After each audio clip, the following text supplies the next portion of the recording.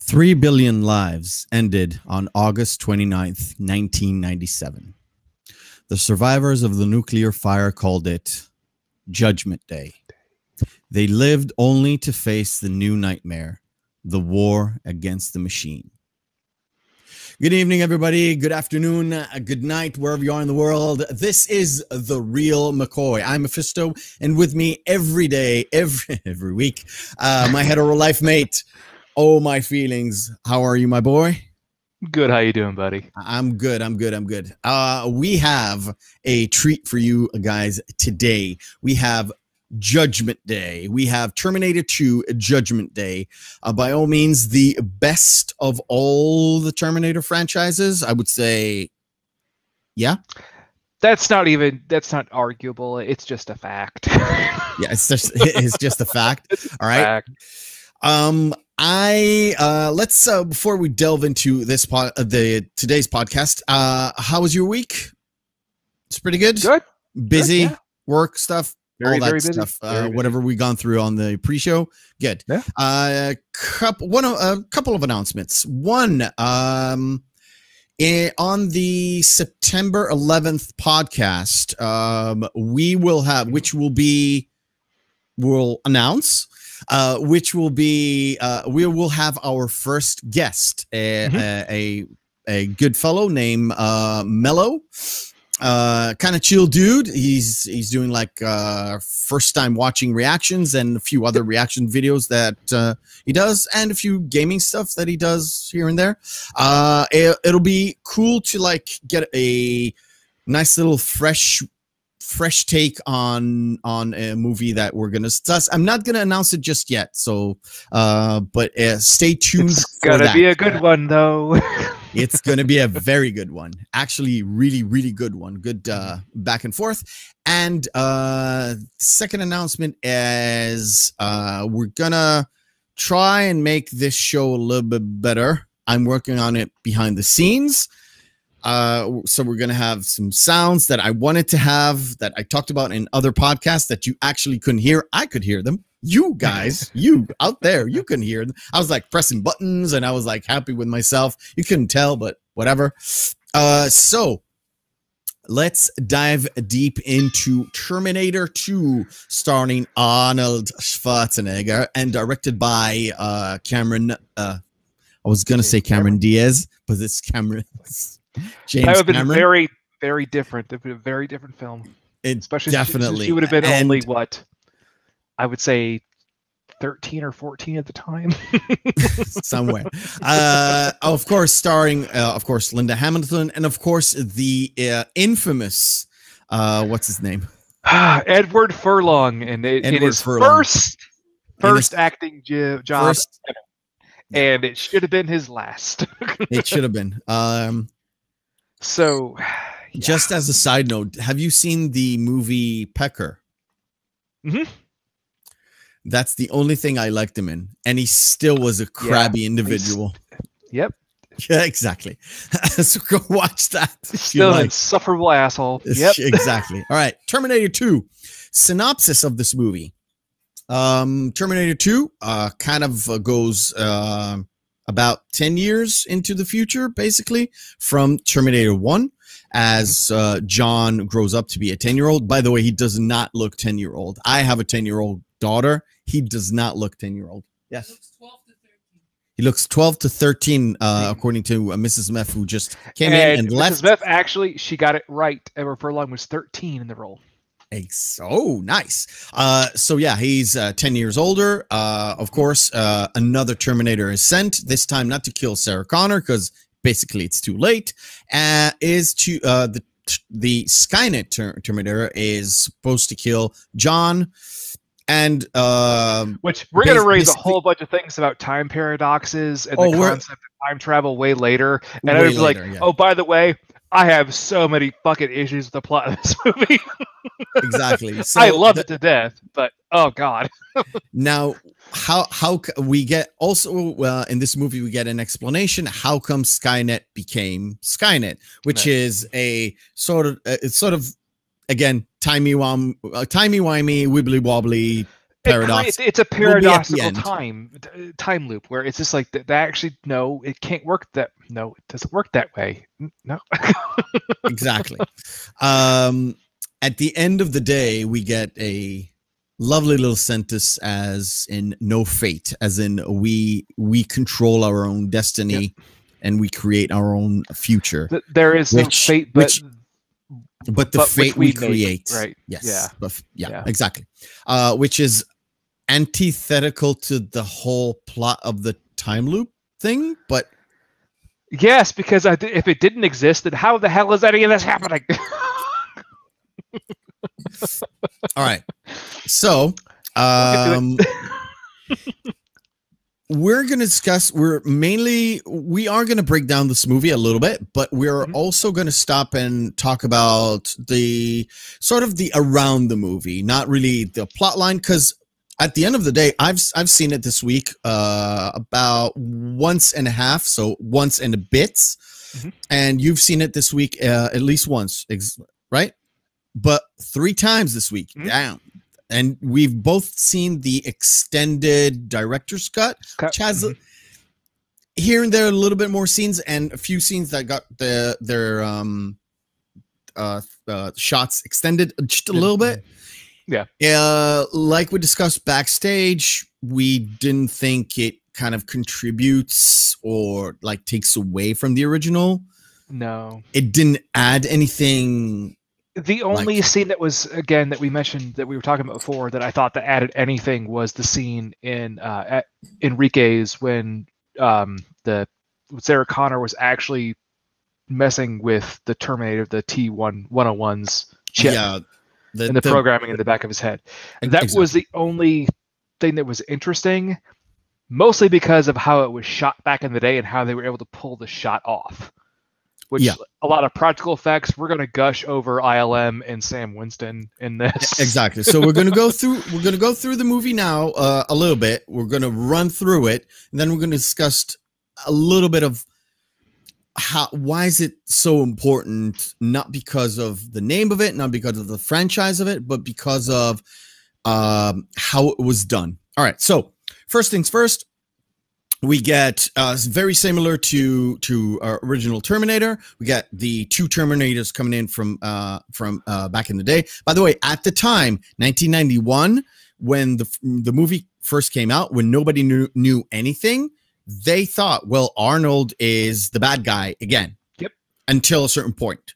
So you get Arnold coming in, dressing up in a motorcycle. He goes into a motorcycle bar, bike scene, picks it up, the bike scene. Yeah. Everybody knows the bike scene. He throws everybody around, and he gets the thing. And of course, you get now it's already run down to the ground, but it's basically the first time where you hear "Bad to the Bone" by Steppenwolf, right? Oh, that's not by Steppenwolf. What's that's George Thorogood, man. Oh, right. Steppenwolf is the other rundown song. Yeah. So we get bad to the bone, where it's that thing was completely wore down by that point already. Which, oddly enough, that is not on the soundtrack.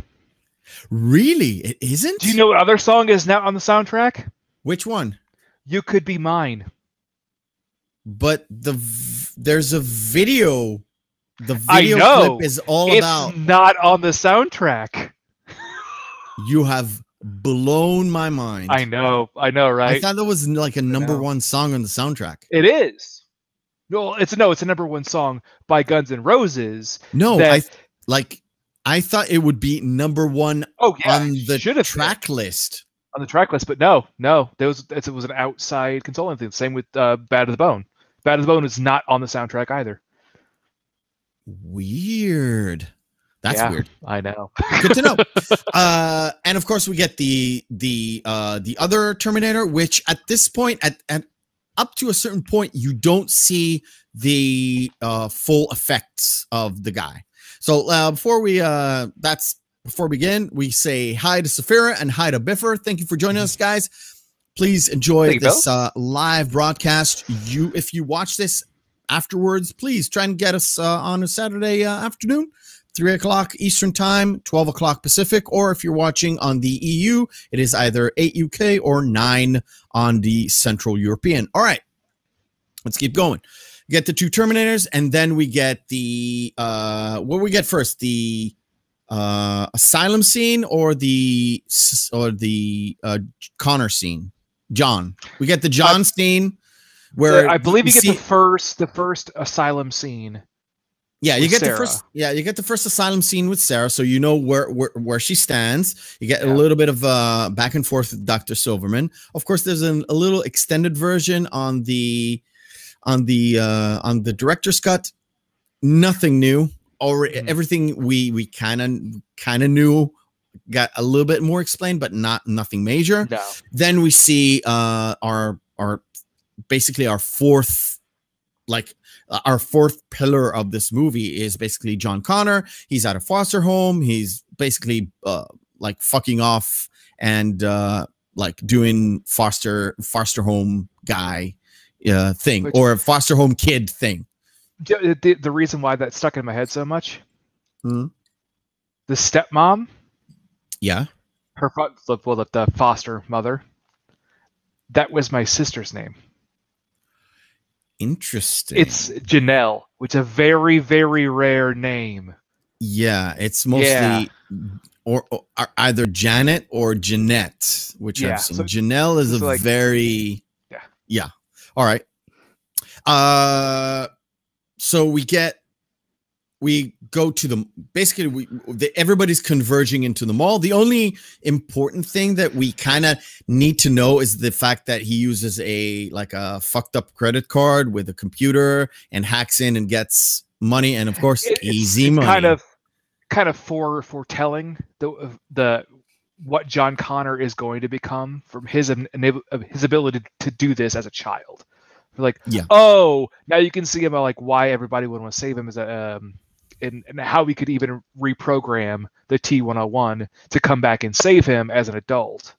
And also we get a little bit of, this is like, oh, he's the hacking thing. But also when they go to Enrique's place, he kind of discourses with the Terminator and tells him, even though the Terminator kind of knows this, that how his mother kind of trained him to do all sorts of things and trained him with guns and told him how to do this and told him how to do that. To give you a whole of why is John Connor such the way he is, like a military leader. So the one thing I wanted to add was when they're on his little dirt bike going to the mall and everything, and when they're in the mall, his redhead friend, does he look familiar to you at all? Yes, he's been in something, but I don't know where. He's been in so many things. He does more voice acting work than he did before in the 90s. But think of any 80s sitcom, he had at least a small little stint where he's always like the neighbor, the friend of the. He's like a Disney kid, right? Yeah. The big one that he did is I don't know. This may have been slightly out of your age range, but Salute Your Shorts. I'm older than you, but I may have not seen it or have seen it, but I know the translation. But I told you this. Bob, I saw a lot of stuff that is like with translation. So I might not know the original name of the series. Yeah. Well, it was about a summer camp where it was just about kids at a summer camp, and they got into all kinds of shenanigans, I actually may have seen it. But his character's name was Bobby Butnick, and he was the primary antagonist, later protagonist, and throughout I think it ran for 5 or 6 seasons in total. Okay. So, but he was in that, and then when I was a kid, I saw that hey, that's a kid from Salute Your Shorts. All right, so we converge into the mall. We got the T-1000 and the T-800 face to face in a hallway, where the scene is up until that point where they converge in the hallway and John is in the middle with some poor guy who's in the backstage who gets killed. We don't know which one is the bad one, because we know Arnold, we don't know the other guy, but Patrick, remind me the guy. Oh, the name of the guy. Patrick, not Patrick Stewart. Oh man, no, it's not Patrick either. Anyway, I'm gonna get to it. I forgot his name. Robert Patrick. See, Robert Patrick. Yeah. So Robert Patrick, and actually, the only thing that he had done before that too was Die Hard 2. Yeah, right. He was one of That's what he was known for from Die Hard 2. One of the general's men. Anyway, but he has sort of a face that is very severe, and when he's looking for John, he's dressed as a cop because cops are more reliable, I guess. But the friend is like, oh, he's a cop. He doesn't even think about it. Well, they had just robbed an ATM, so if someone's looking for your friend, you don't snitch on them. So. Exactly. So they converge in that hallway, and John doesn't know where to turn, because on the one hand there's a cop, on the other hand there's something that he was warned about since forever. Yeah, right. His childhood. Yeah, and his as childhood. As soon as Arnold says get down and shoots, that's where both John and the audience realize, oh shit, oh shit, what the fuck. Yeah. And of course, as soon as Arnold, I'm calling him Arnold because I'm not going to call him the Terminator, it takes John behind him. You can call him 101 and the other one 1000 if you'd like to, because that's technically what their models were. Whatever. Arnold takes him and defends it, takes him and defends him with his back. That's where okay, now I know which one's the bad guy, which one's the good guy. And we get because John still doesn't trust Arnold, he runs away, because Arnold and the T-1000 go into this fight. T-1000 literally chucks Arnold through like a fashion place or a clothing place, and he just runs off after John. John runs away, and we get the and we get a first glimpse, because we get a chase scene and we get a first glimpse of what the fuck is going on. In terms of, first, you know that Arnold is the savior, and second of all, you get the scene where the truck explodes and they think he's dead, so they move off, and he comes out in full metallic form, and he forms into the Robert Patrick's the actor, basically. Yeah.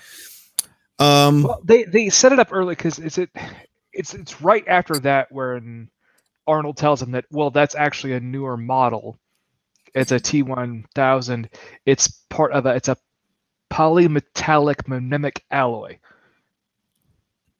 I like to call it polyalloy because that's what I hear when I hear it. It's gibberish. It's poly something. And he tells him it's liquid metal.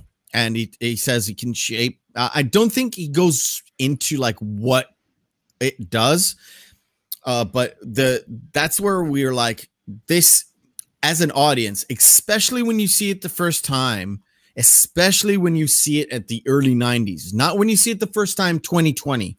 When you see it the first time 1991, people were it was absolutely shocked. Yeah, and this is what James Camron loves to do. He loves to push the technology so forward, and it drags the entire industry with him. He did it with Terminator 2. He did it with Titanic, and he did it with Avatar. The Abyss, yeah, he did it with The Abyss. He did it with Avatar. He did it with a lot of stuff. Even with Terminator 1, he pushed practical effects to their that was Rennie Harlin. Sorry. Oh, it was? I think so. Yeah. Was it? I think it's Rennie Harlin. Terminator 1. No, I'm sorry. James Cameron. That's what I thought. My bad. I thought it was Rennie Harlin. You know what I think it is? Because Rennie Harlin was married to Linda Hamilton at some point. Yep. That's and true. James Cameron was married to Linda Hamilton at some point. Yep, that's true too. So I get confused. But yeah, James Cameron did the first one. And he did kind of push the I think it's the puppeteering, I guess, of the animatronics. Mechanical animatronics. Big, yeah.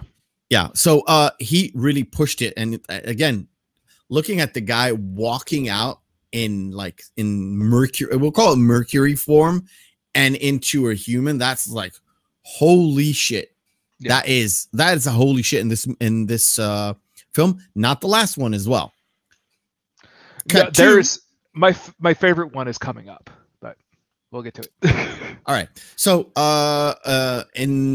we're John is trying to figure out what the fuck is going on. It's already evening, and he just wants, okay, let's stop this thing. They go into this little alcove where there's a phone as well, and it's an alleyway. Yeah, it's an alleyway with cars, and he asks him what's going on. He says, Well, the first thing he says like, "Oh my God, you're a Terminator. You actually exist.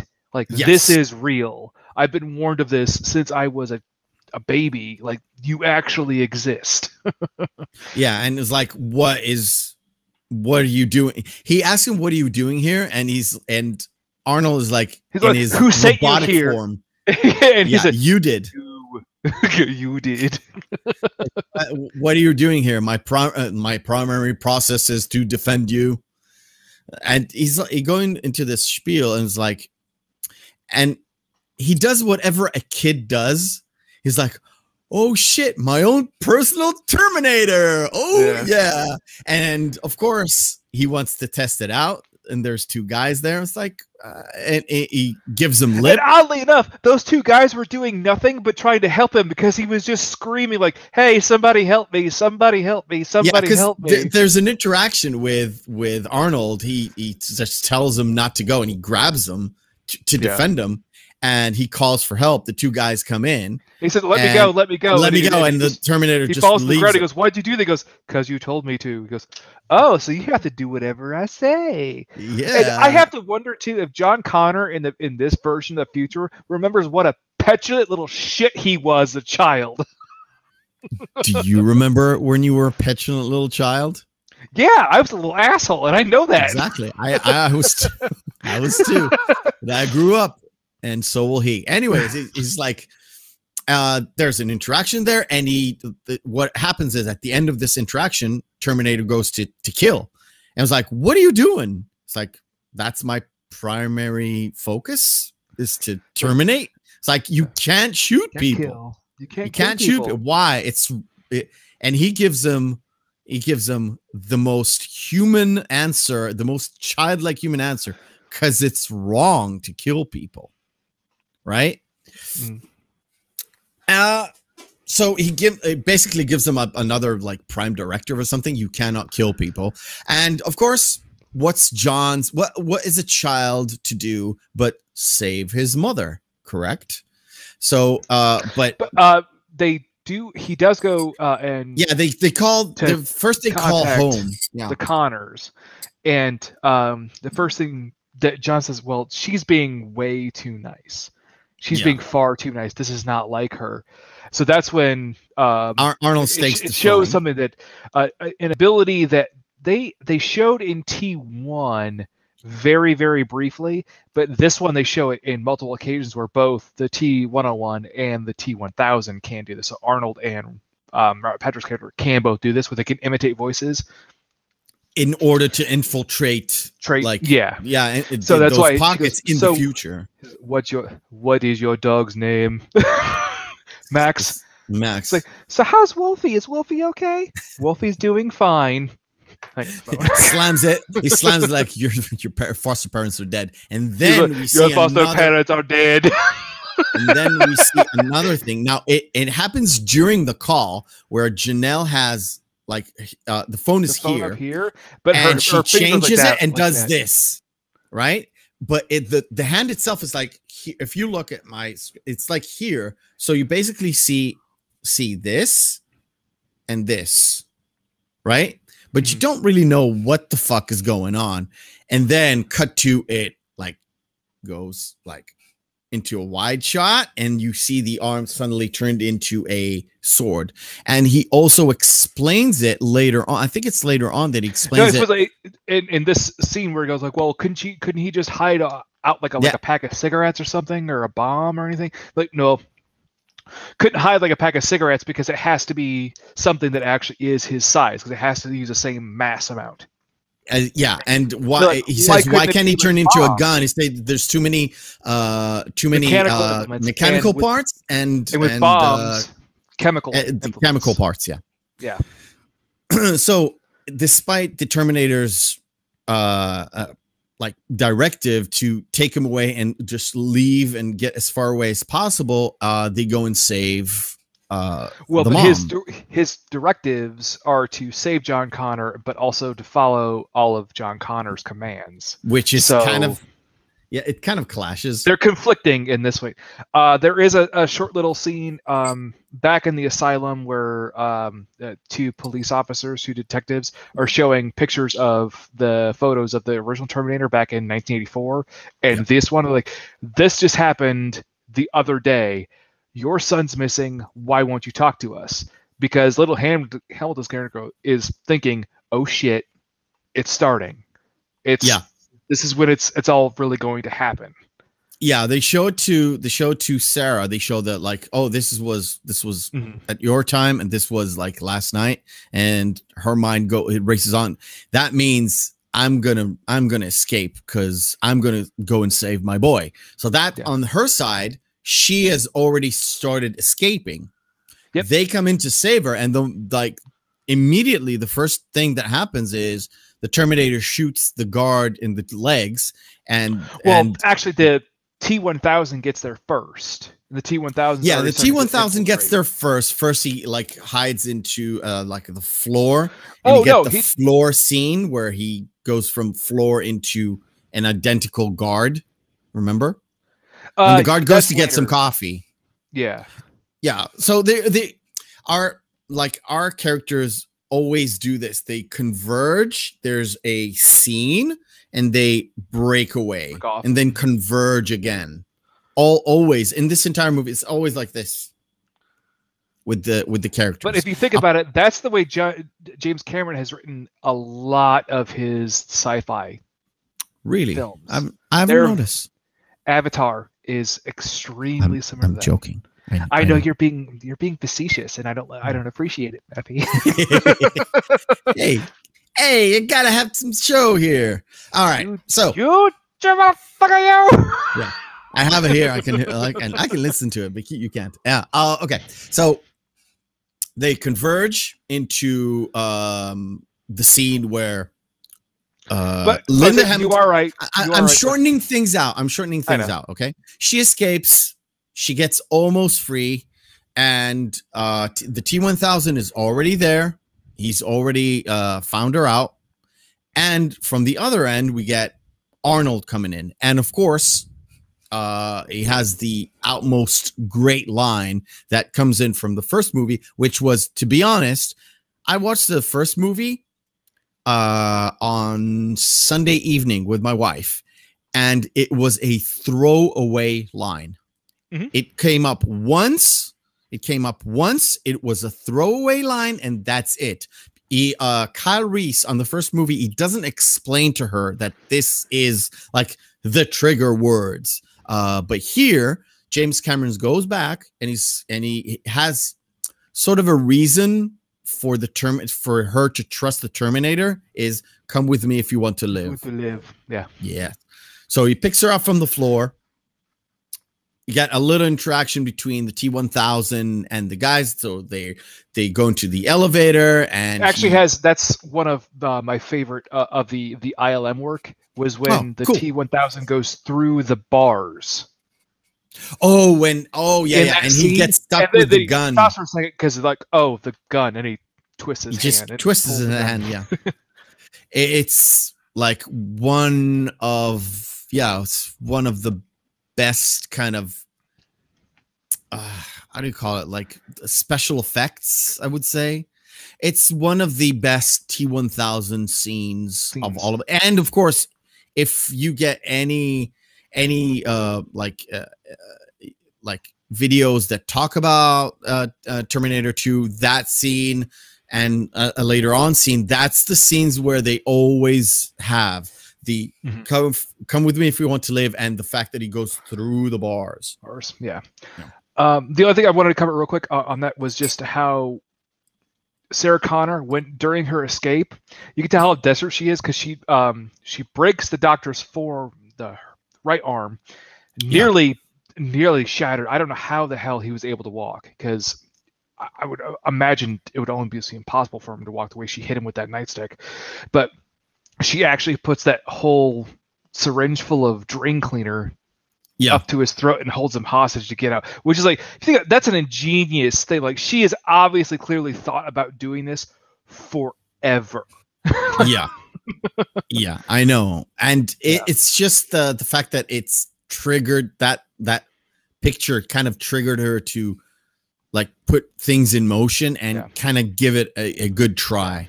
And again, her first response to seeing the T-101 for the first time again, Arnold, it's like it's massive PTSD where she's like, oh god, run. And of course, it's shot in slow motion, but a good slow motion. Not you can hear the sound of her when she struggles, her feet squeaking. It's squeaking on the floor in sort of a real time thing, but in slow motion. That kind of gives you that feel of dread, the absolute dread. You have to realize 10 years she's been getting away from this thing in her head, right? Haunted by it. Yeah, haunted completely. And then the only thing was, again, when the T-101 and John show up for the first, when he shoots him and the leg goes, what are you doing? He'll live. Yeah, the guard, when they break in, it shows that his other third prime directive to not harm or kill humans is in effect. So he's like, yes, I can injure them, maim them, not going to kill them though. Yeah. And of course it comes up later. All right. Yeah. Before we could, oh, you know what? Let's finish this. So they go down the elevator. Yep. T-1000, like on their trail, they get a car, like a random car. Is that the first time? Was that a security guard or was that a cop? Because it looks different every time when I look at it. I think it's a security guard. He had like the brown uniform, like the other security guard with the flashing blue lights. I was like, well, like that could have been a cop, but and it doesn't matter. Anyway, they get the car, and it's a massive second chase scene in the film, really. Yeah, it's the second chase scene in the film. And there's a moment where the T-1000 kind of grabs the car and Arnold shoots and it breaks away from the hand. Now, this is the point where I'm kind of annoyed. Why did they give him back his arm? Because if the arm is next to them, he can track them, maybe? I have no idea, because it seems like it's inert as soon as it detaches from the body. Yeah, it does seem so, but that could be the fact that well, it was John Connor, it was Edward Furlong's character, who picked it up and threw it. Well, more the fact that it's a kid who's like, ew, get it away from me, sort of a reaction. But it could have been also that had they kept it there too, as a fact that it's one part of the whole that maybe they could track him that way. Yeah, but that's like, it's sort of because they've never ever in the movie itself, they never kind of explained, they never said anything, they never. All right, so that's like my interpretation of what's going on. By the way, if you notice, I have not pulled up any parts of the movie yet today. We're gonna get to that. I don't think you really much need to, because this movie is so iconic at this point where it's almost ubiquitous, where everyone's seen it. Yeah, I guess so. Especially if you like send people to go and watch it. But yeah, I'll put up I'll put up one little snippet before we do anything else. All right, first segment of the night, which I don't remember. We called it a name.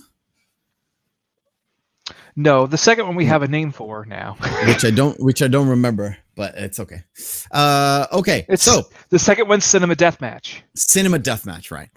Okay, so our first segment of the night is a no text poster guessathon. I'm gonna call it. So we're gonna guess which movie it is by a poster that has no name.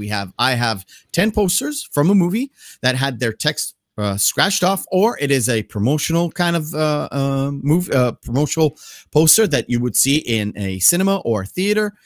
And I would let the crowd with us, and of course, Oh My Feelings, to guess what it is. So without further ado, we're going to set things up. We're going to put ours on the floor. And tell me, I'm going to punch this in because it was a very poor quality. Yeah. Wow. Okay. Chat. Oh My Feelings is stomped. Conan the Barbarian? No. Definitely not. Apocalypto? No. Can you punch in more? Because that's really... Definitely. That won't give you any clue on what this is, by the way. Biffer got it. Good job, Biffer, because I saw that movie once in, I want to say 98. So good this job. Is called Amadeus. Yeah, because that's the story between Amadeus and Mozart and Salieri. Yeah. It's just big. Big it is. It's so weird that everybody knows that poster, because it looked to me like Tom Cruise's like face. A headshot. Yeah, it's like it's not Tom Cruise. Tom Hanks's headshot. Hanks, yeah. You said Tom Cruise? Did I? Never mind. I think you heard that. I heard that wrong. Oh no. Is that Cold Mountain? Cold Mountain? It is. A bad movie. Crank. How'd you know? How'd I Please know? tell me, how did you know it's Crank? And I'll tell you why in a second. Because Jason Statham, hospital gown. Okay, so in that, and also the actress in the middle. I can never remember her name. I have no idea because I don't think I've seen Crank, or if I've seen Crank, I don't remember it that much. Yeah. In the 2000s, Amy Smart, Biffer, that's her name. Amy Smart, nice. Okay, until the mid 2000 teens, he did a slew of movies: The Transporter, Crank, The Mechanic. And there's another one that I forgot the name. All the posters look almost exactly the same. By the way, Crank has 3 different versions of a poster. Mm-hmm. One of them has the cranking machine, which is like obvious. Oh, it's Crank. Yeah. But let's go. Gone in 60 seconds. Gone in 60 seconds. We are fast, my bro. Is that Phone Booth? Phone Booth. Is that punch in? The most recent? Wait, is that just Star Trek, or is that Star Trek Edge of Darkness? That is not Edge of Darkness. It is Star Trek. I didn't like any of the new films, so I don't remember I'm well aware of that. I kind of like the first one. On the 5th viewing, I dislike all of them. So was this the 3rd in the series? This was the 3rd one, yes. Oh, I'm completely taking the L on this one. Don't worry, I'm just. Biffer is on it. Beyond. On fire. Beyond. Go, Star Biffer, Trek Beyond. Dude, good, man. That's Suicide Squad. That's Suicide Squad, not the Suicide Squad. This is the 2016 movie. The bad one. 16? Is it 16 or 17? 2016. Yeah, that's the bad one. All right, this one needs to be punched up a little bit. That's oh God, it's not Legend. It's not Legend. Willow. We had Legend before. Willow it is, and that is our last one, buddy. All right, cool. You got me with Amadeus. I have not seen that in a long time. I need to go watch that movie again because that's actually a really good movie. It's not. It's very not. I enjoyed it. I've seen it a month ago. It is so bad. I watched it like a long time ago. It's funny at times, but it gets real dark and real dumb at the end. Well, that's what happened to Mozart, though. His life got really dark and really dark at the end. Yeah. And he was buried in a pauper's grave. Yeah. All right. So back to Judgment Day. Okay. So we go to Enrique's place. Enrique, yes. Yeah. Along the way, we stop at a sort of a gas station to do a little bit of repairing, where we kind of get a little bit of inside work how the Terminator kind of does his self-heal. Because in the first one, we didn't get any answers. We just got like chase after chase after chase, and stopping for a little bit of like exposition and information and all that stuff. In here, when we stop and we don't have the convergence of all the characters, we get a little bit of information. So we get on the car ride, we get information on what actually happened. How was Skynet built?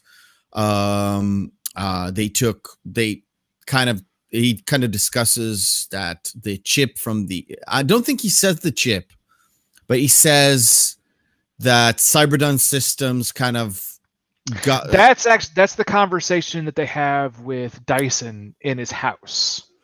Oh, that's right. That's right. Yeah. So the only thing that he says is like basic information. When is Judgment Day, which is August 29th, 1997. And then she asks, like, well, who's the one who invented the chip, who started all of it? And that's how we lead up to getting to Dyson. To Dyson, right. Yeah. So, but before that, he kind of there's a scene in, like I said, in the garage where she takes out the bullets and he tells her about that he self-heals as long as he's sort of repaired, so his tissue kind of self-heals as well, which is odd, but okay. And a little bit of the inner workings on how the Terminator operates in terms of... This goes into the extended director's cut scenes. Yes, here. Right, that's right. So some of the audience may not have seen a lot of so this. they, in the extended version, she kind of goes into his head and breaks out the actual chip. And that's where if you see the director's cut, that's the first time you actually see the chip. If you don't see the director's cut, the first time you see the chip is where Miles Dyson goes into the clean room. But yes. They kind of talk along the way. And another thing that happens is that John actually talks to the Terminator and kind of figures out, well, if you're a learning machine, what else do you learn? What is outside of your programming? And he says, I'm a learning computer. I can learn to mimic human beings and blend into them. That's where I can like infiltrate and terminate. Well, that's what he was driving down there. They held the whole thing with it's before Meffistoe and No Problemo and exactly all the little stuff that kind of pays off at the end. But when they drive to Enrique's place, that's where you have the Sarah Connor conversation to get like hard information, and the John conversation to have the more kind of humane. It's the humanizing aspect of the T-101. Yeah, exactly. So they get to Enrique and they kind of split off, where Sarah goes with Enrique and kind of doing their own thing, and she tasks John to kind of give to get all the stuff ready.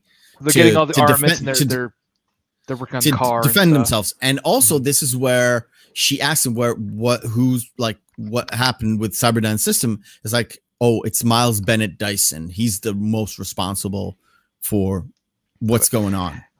Well, and it's what's set up too is her own monologue where she's saying, well, of all of the pseudo fathers I could have gotten for John, is oddly enough, the Terminator was the best one.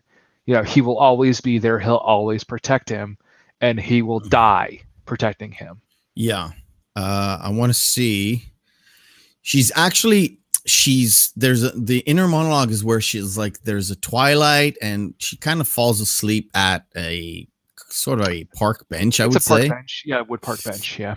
And she kind of, I'll she's put it up on carving the, it's the only, she carves on the table, no fate. And later on comes back around where John kind of says, they both see no fate, and John explains to the Terminator, but basically it explains to us what does no fate means, which is no fate, but the one we create for ourselves, meaning there's no actually future. Just a recall, which is a recall back to Terminator 1, because Kyle Reese tells her that. Exactly. Again, in Terminator 1, it's kind of a throwaway line.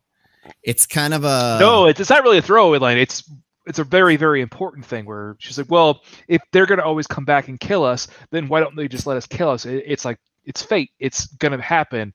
And that's when Kyle Reese kind of slaps sense into her by saying, no, there's no fate, but the fate that we make on our own.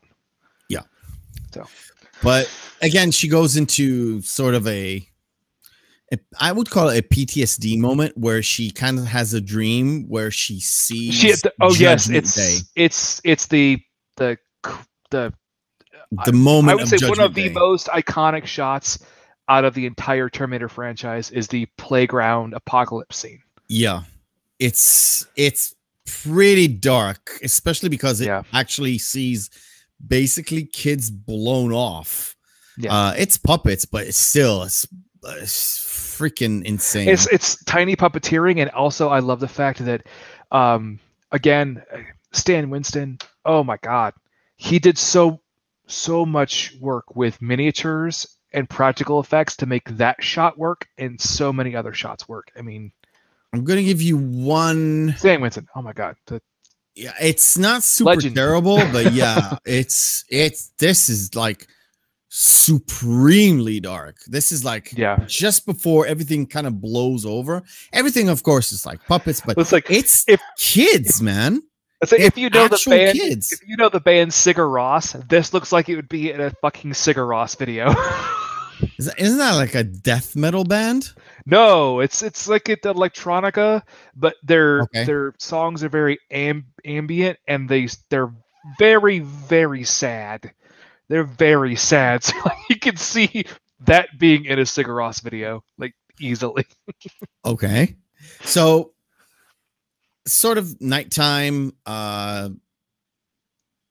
they kind of separate, because John is always with Arnold, with the Terminator, and Sarah's by herself at one point. She kind of decides in her head, well, I'm just gonna kill fucking Dyson and get it over with, right? And she takes the monologue plays into that, where it's just like, well, John has the Terminator to protect him from here on out, so I don't have to worry about him anymore. I can go out and resolve all these problems. It doesn't matter what happens to me, as long as John is okay and survives at the end. We kill Dyson. This will never happen anyway. Yeah. So, and of course, she runs away. They see her like go away, and they begin the chase. Now they literally packed all the ammunition already, so they were good to go. Yeah.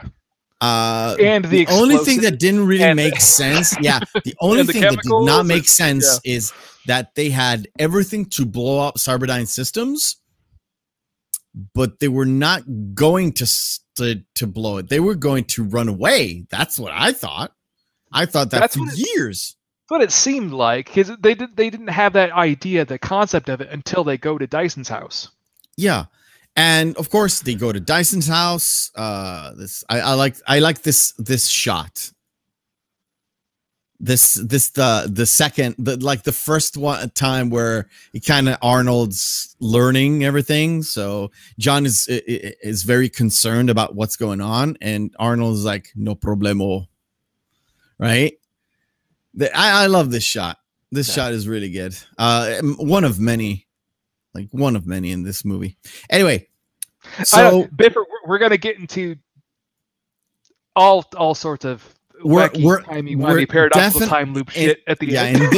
in this podcast, especially because this is such a well-known movie, and we're kind of skimming through the story itself. Plus, the movie is filled with chases, action scenes with no real dialogue. Not a lot of dialogue in this movie. Not a lot. No, it's very easy to summarize 15-minute segments of the film by saying he shoots a lot of stuff and he doesn't kill any cops. The Cyberdyne Systems thing with the police later. Yeah, that's an adequate way to sum that up. So Sarah goes into Dyson's place. She takes an aim. She could have killed him 17,000 times, but something in her kind of stops her.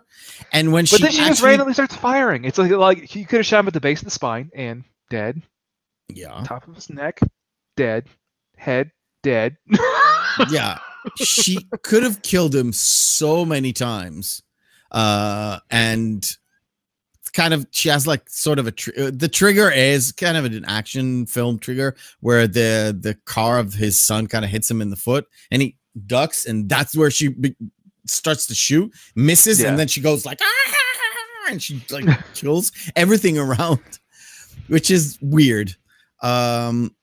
So I just want to get to that specific shot because that's also I have to say, not a lot of people have the balls to live in glass houses. Apparently Dyson does. Yeah. Yeah. Well, he's a tech guy. Come on, I just missed it. So they kind of converge into the living room, and they want to tell Dyson what the fuck is going on. And we get, this shot. I want to have the full, like, it's a 5-second scene, but I don't want to mess with the DMCA gods. Yeah. But this is where he basically literally rips off the flesh polymer and it's just showing his. Yeah, but the way that they did this is incredible, because either Arnold's a full puppet and he does it, where it's very hard to mimic. Can you see the chin? I'm not sure if I can zoom. I can't zoom in. Can you tell the chin? Yeah. You can't get wrinkles like that with a puppet. No. I'll tell you, it's all practically done. This is why Stan Winston was like, oh, such a genius. There's almost no body part that is outside. This frame does not do it justice. You can see the elbow. You can see the elbow when he pulls. You can only see the part of the prosthetics coming up from his chest. That's holding the rig that's reattaching that arm there, because otherwise his arm is actually laying slack. Yeah, I mean, like this with an overbuilt arm over it. Again, one of many like incredible special effects stuff that actually pushed the boundaries is this one where he pulls the thing. Iconic, I would say, for this movie, or in general for a special, like practical special effects. And can you make this today? Or is the technical people are no longer available? Is it too costly to make this practical shot instead of just CGIing it? That's the worst thing about it, is the practical effect will look better, but it'll cost more. So they're always going to go for the CGI effect, and that's a shame. That is a shame. That is something that is, you know what? There's a lot of when we go into our horror movie month. Yeah, we're going to talk about a lot of practical effects, like masters like Tom Savini. We're going to talk. I'm going to gush over Tom Savini to death over that month, by the way. Yeah, all right. That's no problem, man. But this is the podcast to gush over nerdy shit. How much better it actually looks than especially just hokey CGI that's slapdashed. It's haphazard. No one really cared about really making it look that great. And sometimes, even if they do care, your mind can reconcile the fact that that's not real, that's fake. Not only that, in this movie was the first use of CGI that actually worked well, because up until now there was CGI used here and there, not for humans, not for to get the human silhouette, I would say. There was a movie called, I think it's called Virtual Man, which was partly in the virtual world. It was so bad. You're thinking of Lawnmower Man. Lawnmower Man. Yeah, it was also terrible. Guess what? Based off of who wrote that? James Camron. No. Right? No? Look at Stephen King. Of course, Stephen King wrote it. Really? Yeah. Anyway, so this is the first time where you get, that's why I said the CGI, the iconic moment where he steps out of the fire truck. Later on, you see the when he spills into the helicopter and then reforms as a pilot. That's an iconic scene as well. In the elevator when he comes down, where it's like, it looks like a giant liquid metal shit. Yeah, of course. So the Terminator sits there and explains to Miles Bennett Dyson what the fuck is going on, and Miles Bennett Dyson gets like, okay. And it was like Sarah Connor says like, how would you feel about killing 3 billion people? And he goes, I think he took it better than I thought he would. And he goes, I think I'm gonna throw up. Yeah, exactly. Like, And there's a moment there where she's like, he says something and it kind of triggers Sarah, where she goes like, you haven't grown a human being in your womb. No, you are, well, oh, you think you're so creative. You create death only. See, we create life. I grew a life inside of me, and it's also just like, hold on, get off your high horse, okay, here. Okay, listen, he had no fucking idea, all right? Yeah, exactly. Let's just relax, Mom, relax.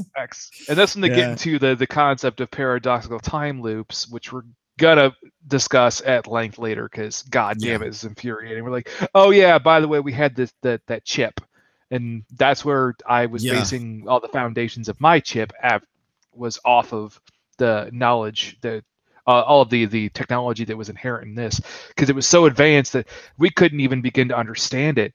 And as we started to break it down, that's when we started to piece together new things for Cyberdyne. And it's like, oh, got it. That was the original chip from the original Terminator. Yeah, and we kind of see it. There's a scene where we actually see it, but Sarah and John haven't seen it yet.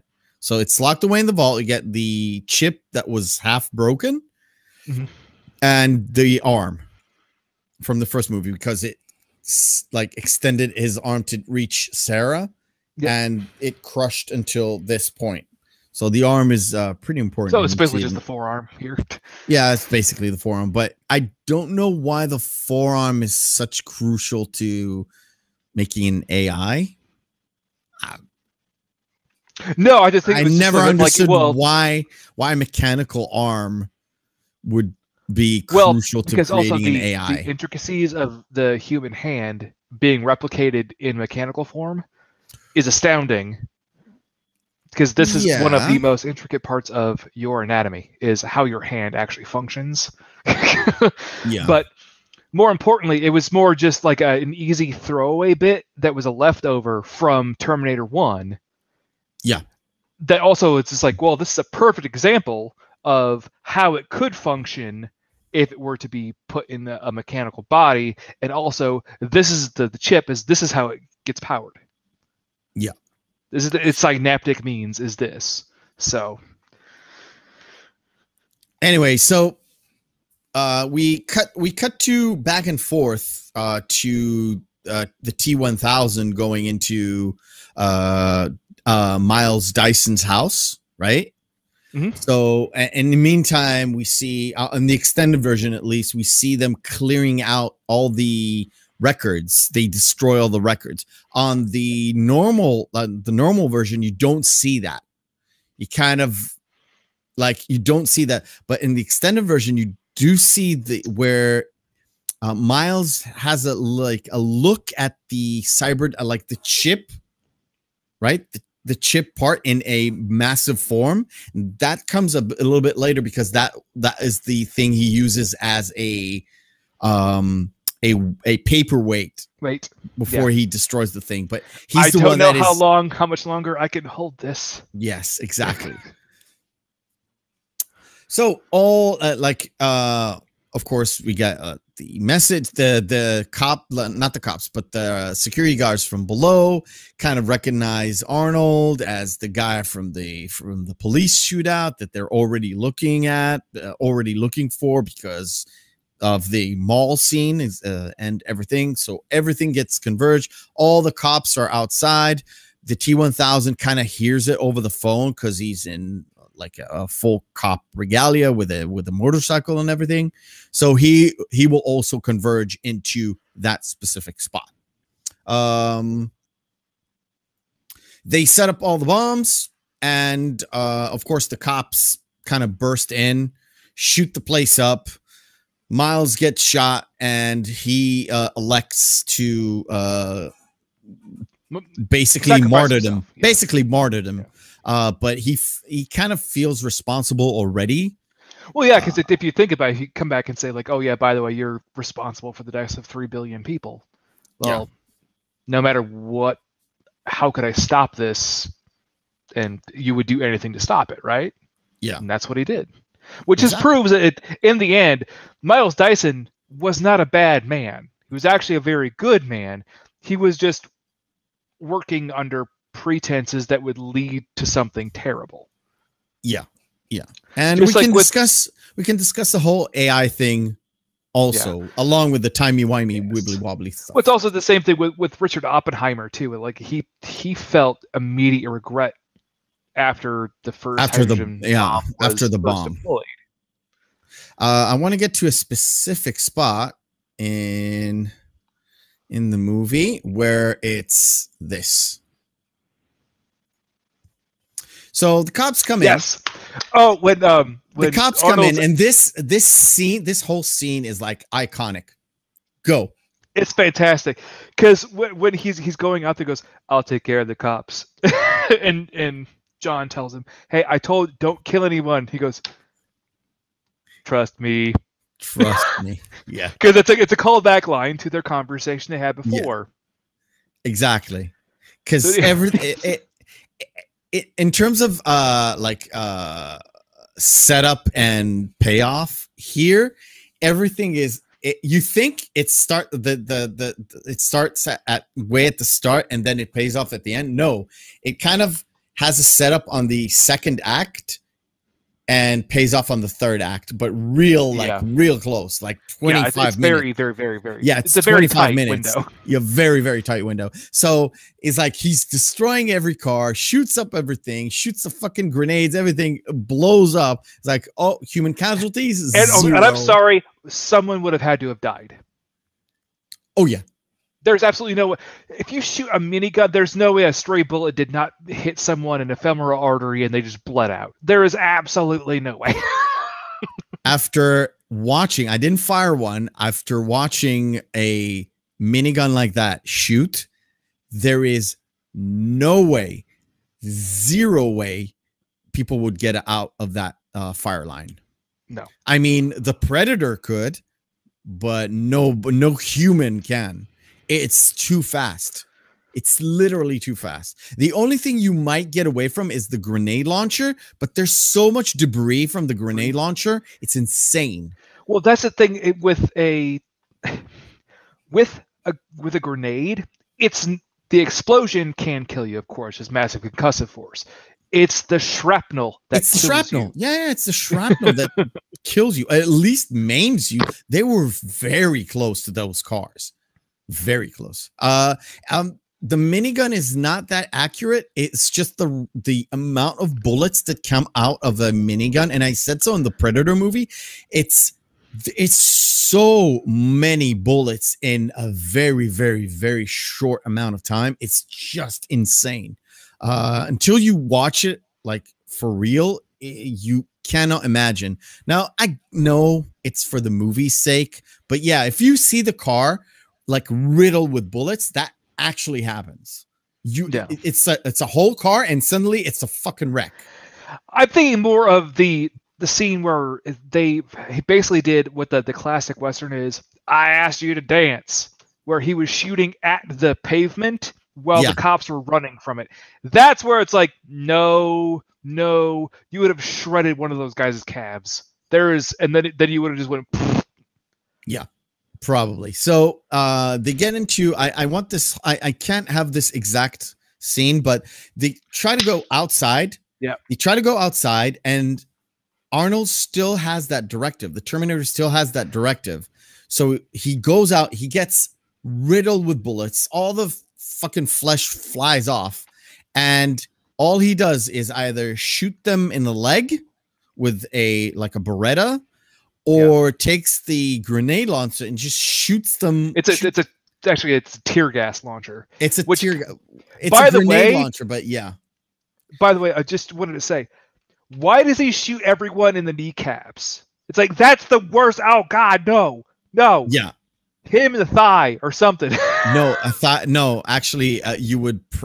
If I give you a choice between a thigh or a kneecap, I would take the kneecap. You know why? Kneecap, you can survive. A thigh shot, you don't know where the bullet kind of ends up, and you got the thigh artery. In there. Yeah. If you hit that, that's death. Just the kneecap is such a painful way to be shot. I mean, that's they're both pain. Trust. Trust me, they're both Yeah. painful. But yeah, he goes out, and even the tear gas launcher, though, that when he hits that person in the chest, unless they're wearing, I'm they're assuming dead. they're probably wearing a protective vest, it would have just right there would have just compacted their ribs. And just think about how painful and how massive would it be to get hit by, do you know those guns where they shoot t-shirts? Yeah. It's like basketball courts. You think, what if you would have stand on the court and the guy would have shot you like a meter or a yard away, like bam, you would have keeled over and probably maybe needing an ambulance. Like, it would be bad. But yeah, for the sake of the movie, yeah, they just go out and they just escape through that way. And we have the iconic scene, like I said before, where literally the T-1000 kind of crashes into the police helicopter. He like drives off where the explosion happened, where Miles was like, I can't hold this, and kaboom. Yeah. So he drives through all the wreckage and then just flies over, gets into that helicopter, and he chases, and we get another chase scene, kind of a lengthy chase scene, to be honest, between the helicopter and the police truck, basically. And of course, that's the first part of it, and then there's the second part of that chase. Yeah, the second part of the chase is where they kind of take over the Terminator, and like the trio take over a truck, a pickup truck, like a random gardener's truck. Yeah, it's like a random gals gardening, I think it was something like that. Something like that. And the T-1000 takes over a truck filled with liquid nitrogen, which is an odd choice, but I get it. It's a truck. By the way, because it's a setup for one of the coolest shots in the film, literally. Yeah. So they do manage to hit that truck, so it kind of rolls over, gets not really jackknifed, but it kind of rolls over to the side. Because the T-101 jumps over and actually onto the cab, grabs the steering wheel and twists it so that it flips over upon itself. It kind of shoots the T-1000, and it also establishes at earlier on that he can heal himself, but it takes time. It doesn't happen immediately. So it does. If he gets shot or blasted, he can repair himself, but it just takes time. So he goes out, he like riddles him with bullets, makes him basically go into heal mode, takes the truck, turns it around, he jumps off, and of course the truck kind of falls over, and the whole nitrogen kind of splits open. And of course, where do they end up if not in a metallurgy? It's a steel mill. Again, actually, a steel mill. You know what's funny is this was actually a steel mill that had been shut down in the last couple of years. They reignited it and had the whole steel mill up and functioning for 2 months prior to filming the sequence of scenes here, and then it was shut back down again. Well, I get why they did it a few days before, because it takes time to heat the forge. To get molten slag. To get molten slabs, you got to heat it. And just a little side note, my wife went to a glass blowing course like a few months back, like 4 or 5 months back. And she was like, yeah, they never shut down their forges. Ever. Yeah, you can't. Because if they do, they will never be able to reignite it unless they go in and literally chip away the entire glass away. And even at that, it will be almost impossible to reignite it because reasons, right? But yeah, so I get it. I get what they did it a few days before, but 2 months before? That's a bit much. Well, that's why So it was one of the most expensive films that were ever made. Well, at the time, it was the most expensive film ever made. yeah, followed by Titanic, I guess, or the Abyss. No, the Abyss didn't have that kind of a budget. No, The Abyss was before that. Actually, well, for inflation at the time, Cleopatra was more expensive because it was $1961. It would have been 628. Was it $28 million to make the original Cleopatra? Damn. But yeah, this one was 250 budget. I could check it. I think it was 121. What was the budget for Terminator? I made 250 domestic overall. $100 million. Yeah. Which is in today's money about 300 million, I think. You can check it by yourself. It doesn't close matter. to like 450. But you have to realize every movie there's a budget for. The only thing that you don't see is the marketing budget, which is about double today. I don't know what was back then. Was it double back then? So 100 million. It was nowhere near double back then. Okay, so in today's movies, if you see like a budget of 150 million, it's basically 300 million because there's another 150 million worldwide marketing, rights, selling rights, all that stuff. It's very weird. So to make it back, you need at least 300 or more to cover every cost. But $100 million in 1991 is extraordinary amount of money. Yeah. What do you think? It was just shortly outdone the following year and a half later by Jurassic Park. Yeah, but that's Spielberg. I mean, come on. I know you don't like Jurassic Park, but I know. I'm not into dinosaurs, so I'm not really into that thing. So the iconic, basically one scene that has like 3 iconic moments. One is very hard to grab. Oh, okay, got it. Where the T-1000 goes out, he is walking into liquid nitrogen, and he is so like driven into getting John, he literally breaks his own metal away to get to John, but it takes a while, and he gets completely frozen. He puts his hand on the floor, kind of try to takes it out. He breaks it, and there is he stops at where he kind of looks at it and in shock and surprise, right? Yeah. And that's where he stops it. And then that's when the line comes up. Yeah, that's where the line comes up, and it's really hard to catch. I need to oh, there he goes. So this is how it stops. All right. And we get the ultimate payoff of almost like everybody, even people that have not seen this ever know this line. And it is super iconic. There. Hasta la vista. Hasta la vista, baby. And he shoots, and the shattering is so nice. It is so good. Do you know how they did that? That is a full practical effect. Yes, but they had to come up with some sort of they had to basically make up 2 different materials for the scene. One is the material that shatters. I don't remember what it's called, but it's some sort of a plastic that they used, not really metal. And they had to color it at a certain shade. A sort. I don't remember what it was. It could be some sort of clay, maybe.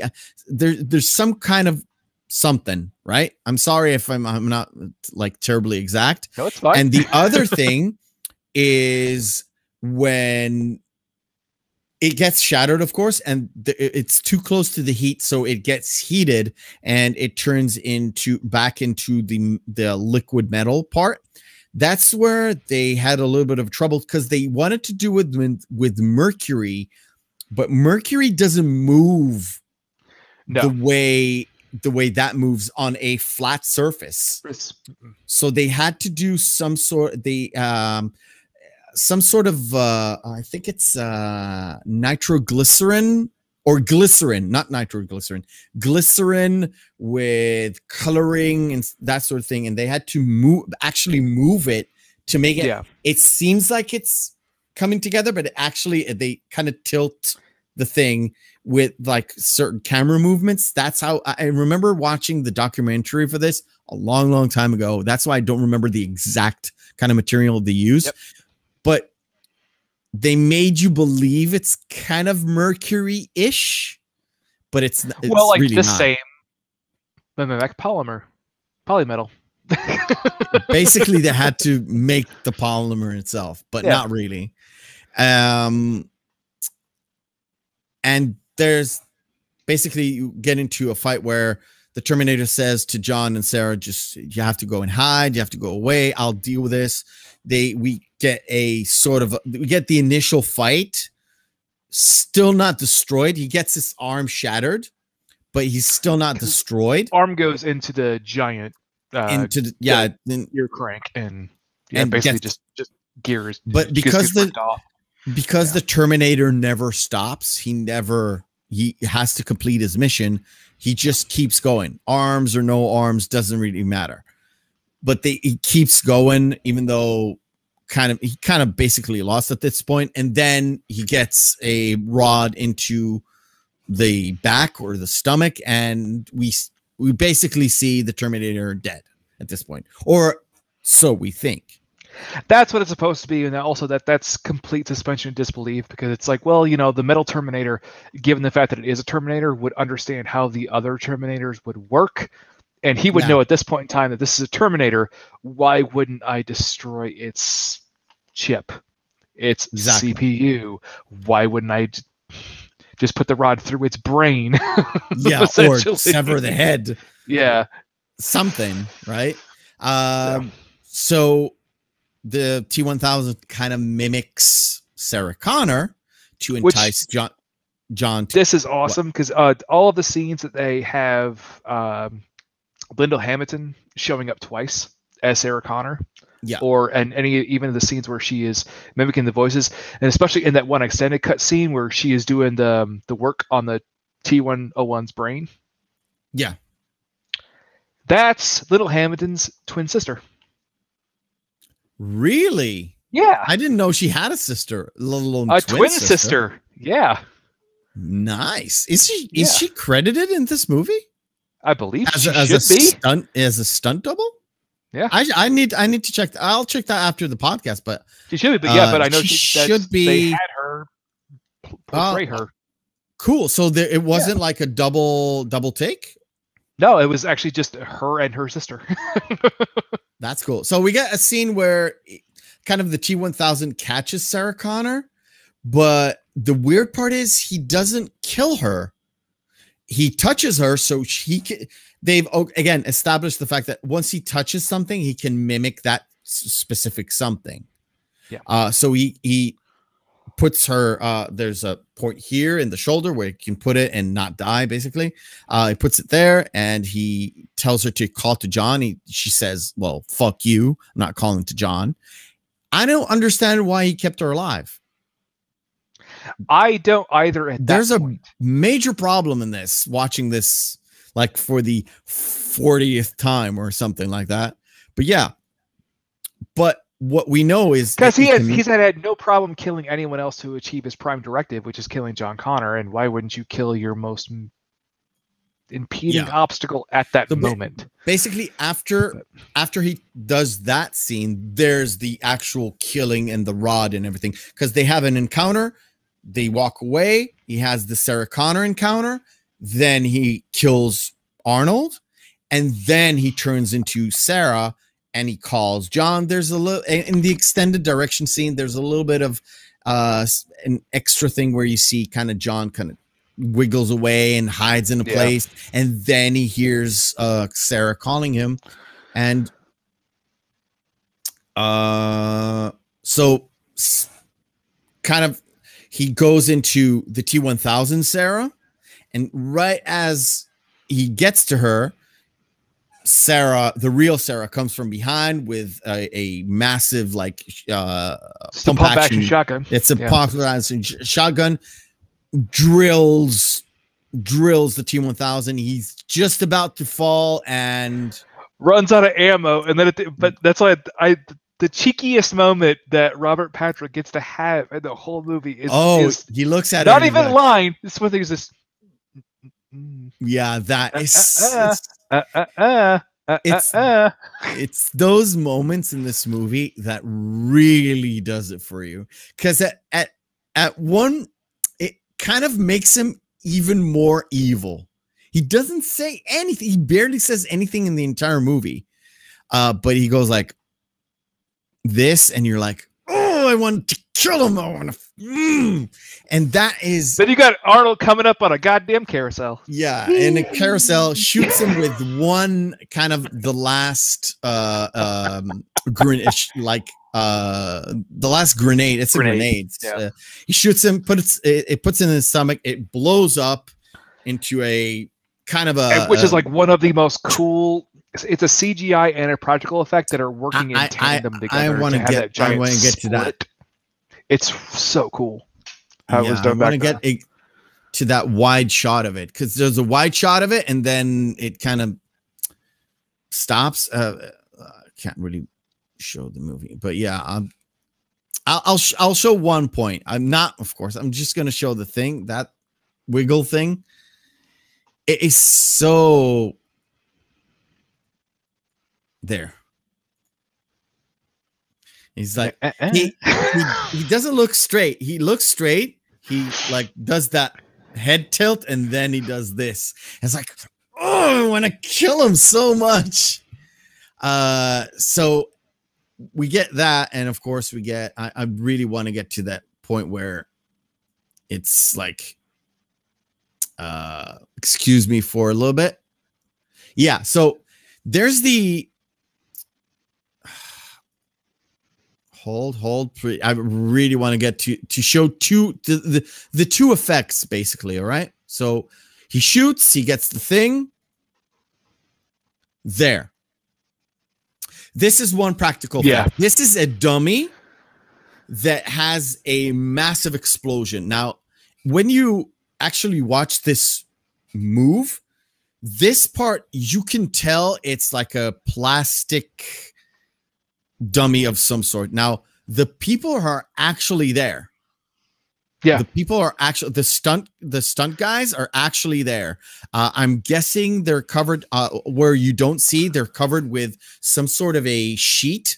But as a explosive expert, moi, can you see it blows away from the actors? Yeah, it blows from the actors. So if I put the cursor here, so that's what we call it. Blows from this. A controlled explosion. It blows from here out there, and like out the back, away from the actors. Like, this is like super risky. Don't get me wrong. Oh yeah, but no shit. But the explosion itself, it's mostly stuff that does a lot of noise. And the fire comes in with a lot of like, it's a fire effect. It's just a little bit of gasoline and diesel mixed up together. It creates fire, because explosions don't really create fire. It just explodes. Correct. Yeah. As I get like messages from beyond the grave. Oh, thank you. I have to work extra hard tomorrow. Nice. Anyway. To close everything off, I wanted to show you the part where really hard to catch.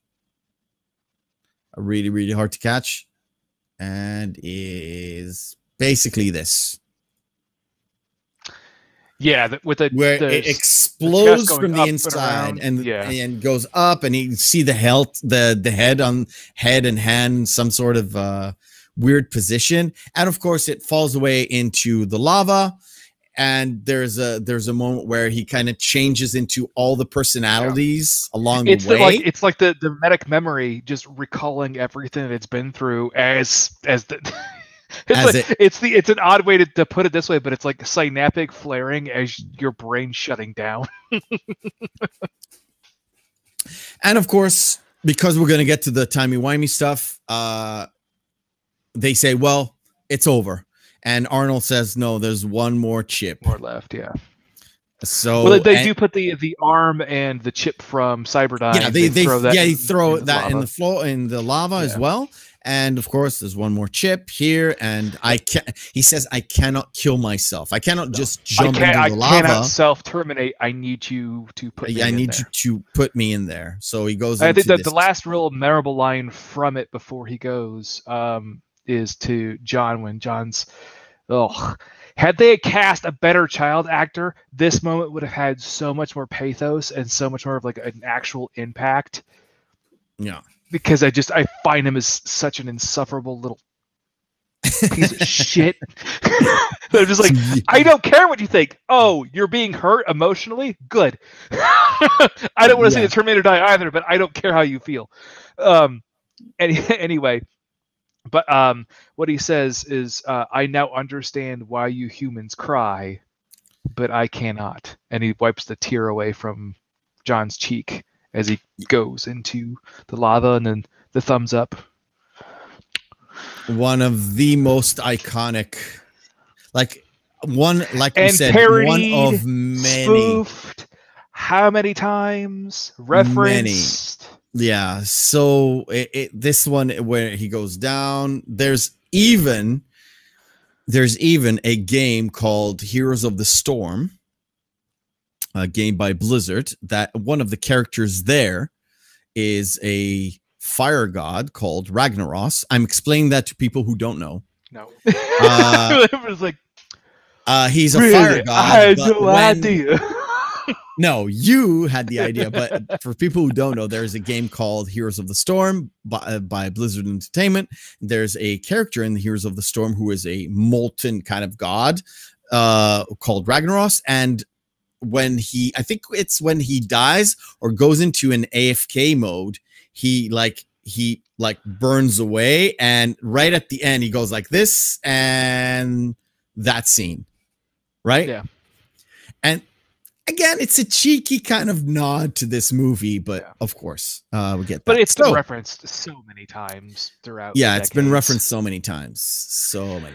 And God, this movie has such a massive cultural impact too, which is, I mean, even in Wayne's World, the film that came out shortly afterward, Robert Patrick was in it shortly, where he walks up to him and goes, "Have you seen this boy?" And they both go, "Ah!" And they run away from him. Yeah. By the way, my favorite scene of that movie, I don't know why, it's like a throwaway, it's the dumbest thing, stupid, dumbest scene in the world, and I love it so much. And to be fair, Robert Patrick never says, "Have you seen that? Have you seen this boy in Terminator 2?" I was kind of, "Have you seen John Connor? Have you seen John? Have you seen he sees. Have you seen John Connor? Have you seen someone who looks like this boy?" Yes. He has said that at the arcade. He didn't say boy, but he says something completely different, and I always remembered it as, "Have you seen this boy?" Because Wayne's World did it, right? I was going to do a callback to something that Biffer said, which is absolutely true. It is such an absolute travesty that Terminator Dark Fate undid this movie. Yeah, I know. I have not seen Terminator Dark Fate. Don't waste your time. It's fucking awful. And with every movie that I don't watch and kind of don't care about, I don't mind being spoiled.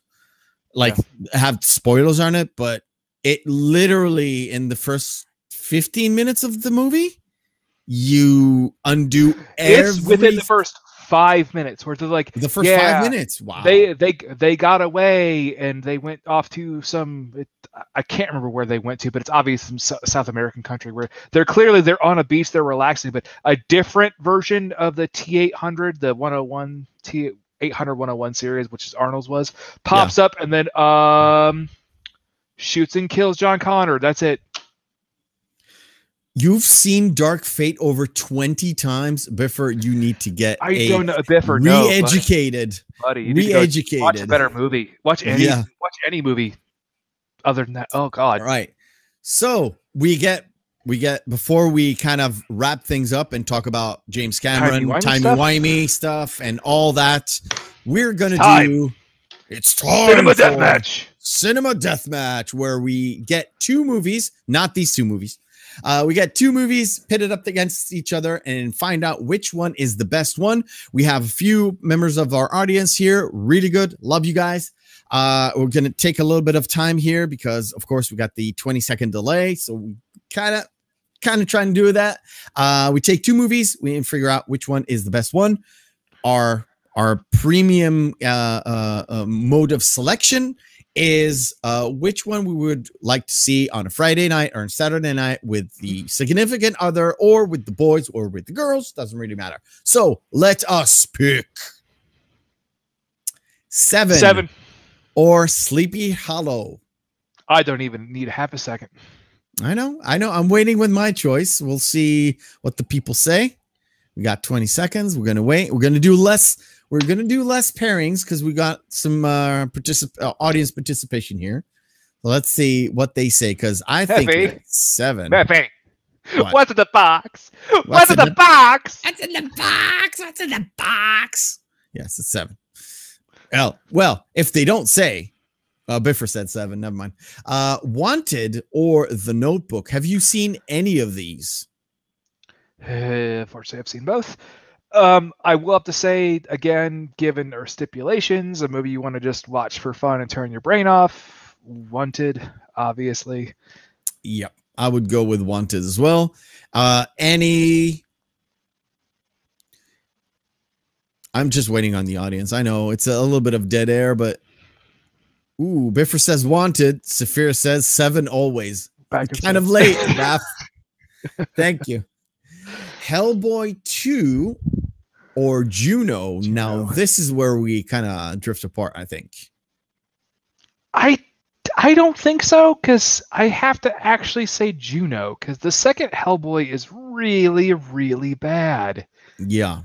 The first Hellboy wasn't that great either. But it was at least entertaining. At least it had Ron Perlman in it. I mean, this one had Ron Perlman in it, but it was more Ron Perlman-y isk in the first one. I'm sorry, that's how I see it. For me, it is Juno. I know a lot of people don't like Juno. I really love Juno.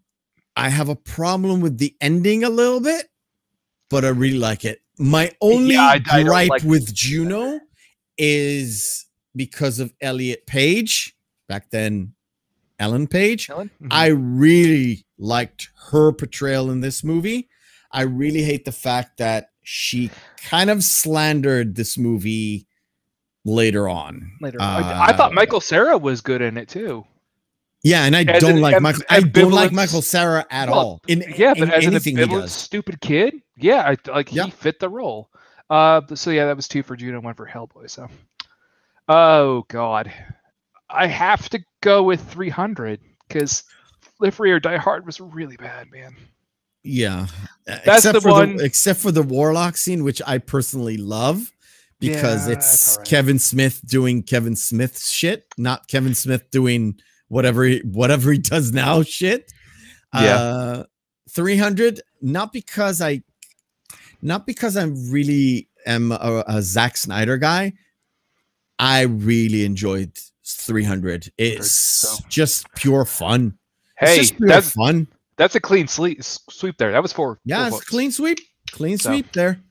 Wyatt Earp and Little Miss Sunshine. Now, Wyatt Earp came out the same year as Tombstone, I believe. Or Tombstone came out in 93. 6 months before that. Yeah. But it was basically same Oscar year, I would say. Which Wyatt Earp, not a bad film. I think Tombstone did it better.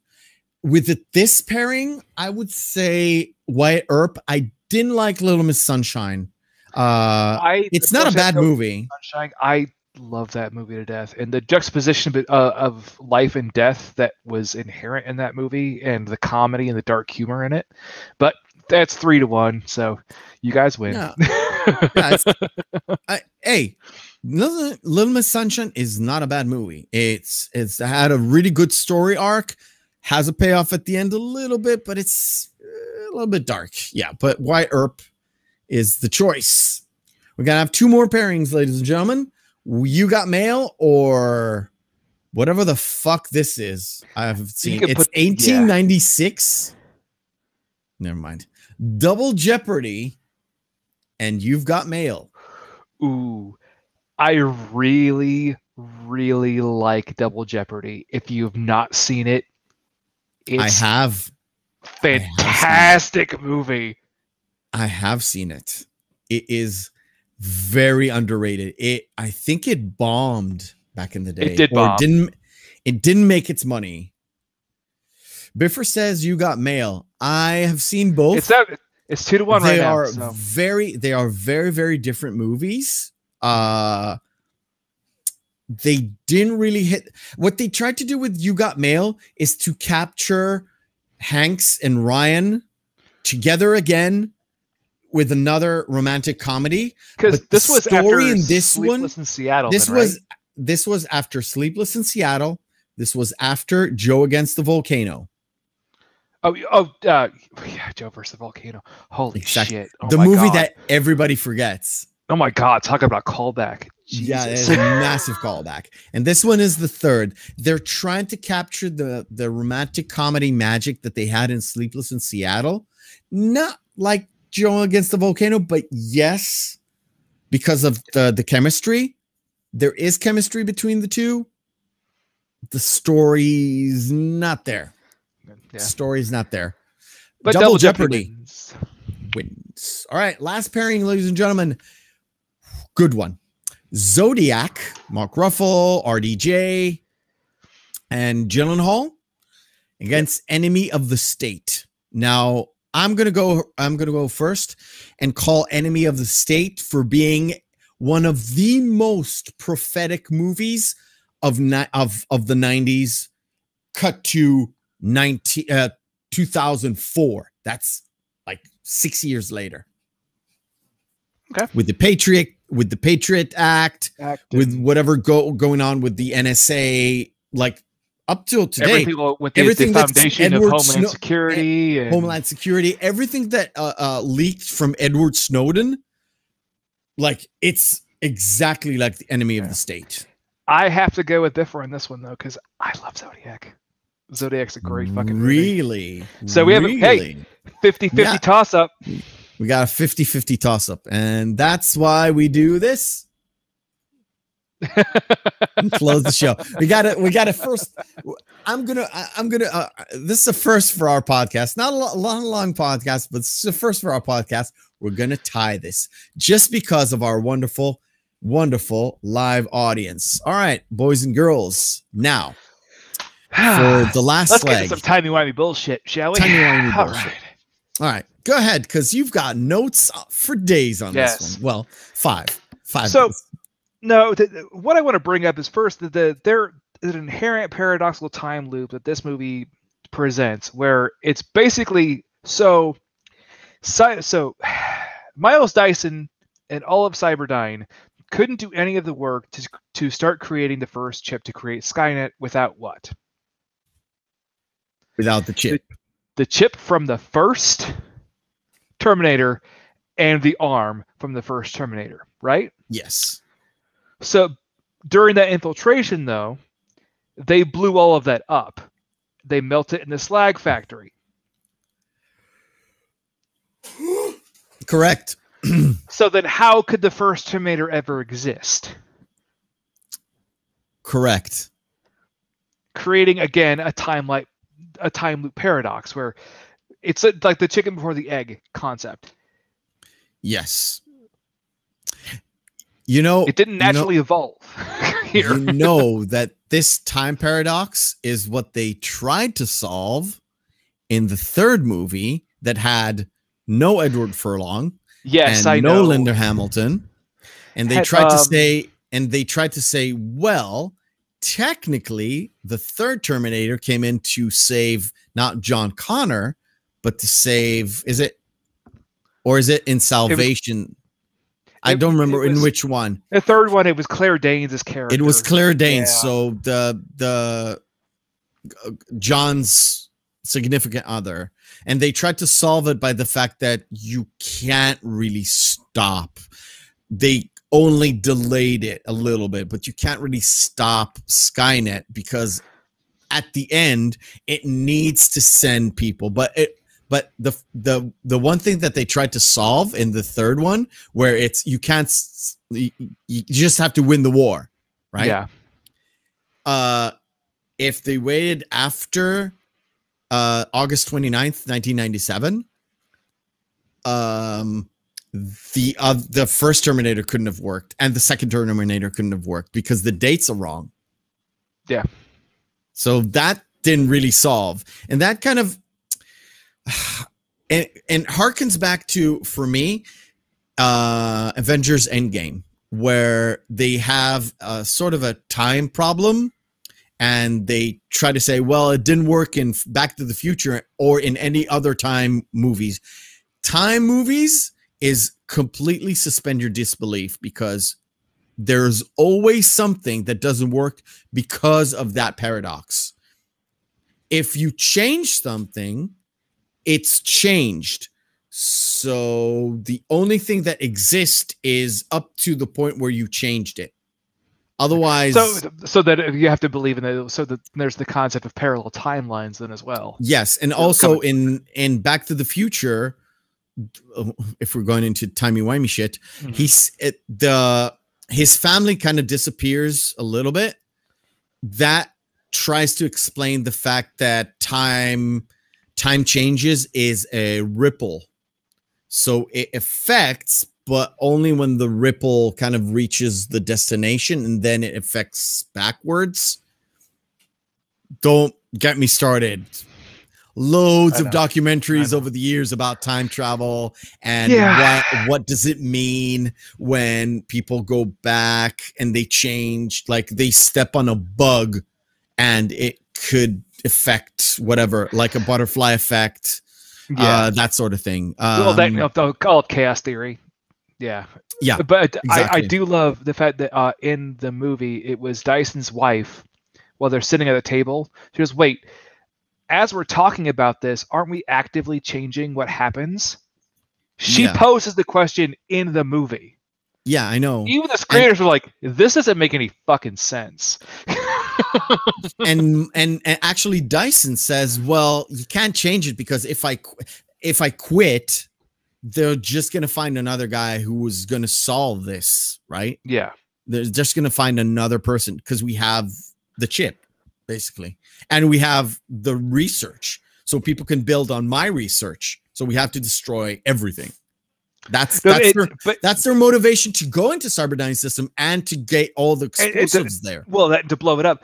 But given her question, though, she would already inherently know that they failed because nothing had already changed. They are already here. So again, that concept of a time loop paradox, where it's essentially, of course they failed because this all still happened.